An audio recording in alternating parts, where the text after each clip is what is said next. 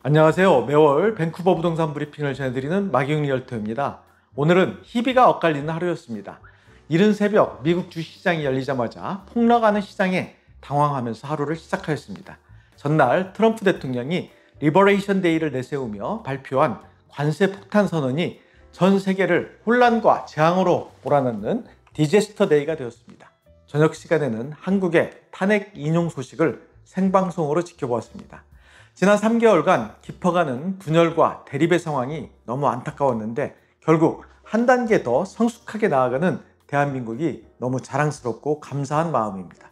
어제 발표된 트럼프의 관세 정책은 거침없는 독단과 오만으로 받아들여지고 있습니다. 이러한 트럼프의 질주가 계속될 것 같아 더욱 암담한 상황입니다. 최악의 관세 시나리오가 현실이 되면서 3일 개장한 시장은 2020년 코비드 발생 이후 가장 큰 하락을 기록하며 마감하였습니다.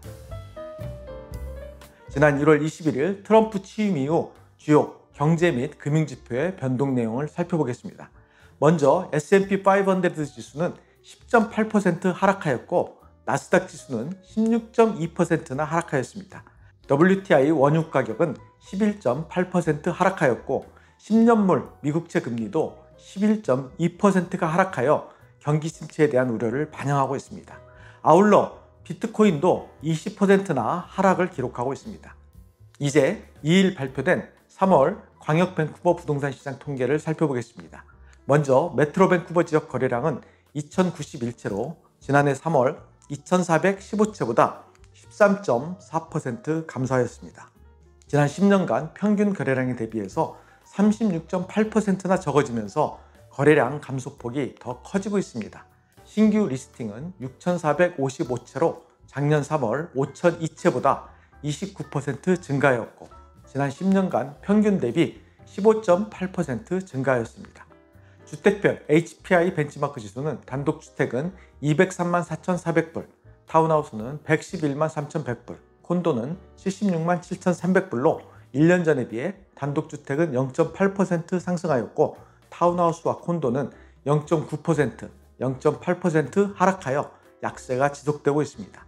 거래일수는 35일, 27일, 28일로 빨라지고 있어 시장은 약세임에도 불구하고 적정 가격에 리스팅되는 매물 중심으로 적극적인 매수세가 집중되고 있음을 보여주고 있습니다. 전체 리스팅 대비 판매량 비율인 세일즈2 액티브 지수는 10.3%, 21.5%, 16.2%로 단독주택의 경우 바이어스 마켓이 지속되고 있으며 시장 전체로는 14.9%를 보이고 있습니다. 프레이저밸리 지역의 전체 거래량은 1036채로 지난해 3월 1395채보다 25.7% 감소하였습니다.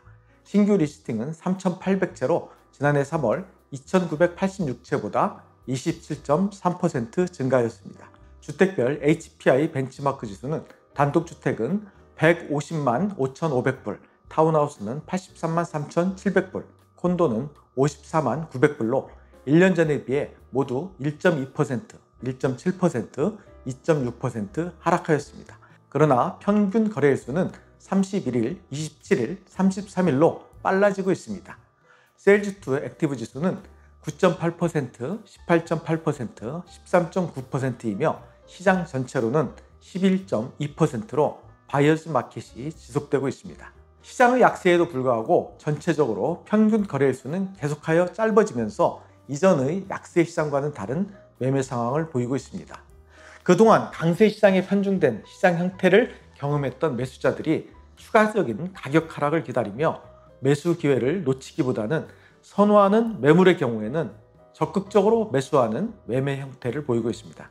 이러한 매매 형태가 시장을 주도하면서 불확실성이 지배하는 시장 상황에도 불구하고 시장의 기조가 유지되고 있어서 밴쿠버 부동산 시장의 저력을 보여주고 있다고 생각합니다.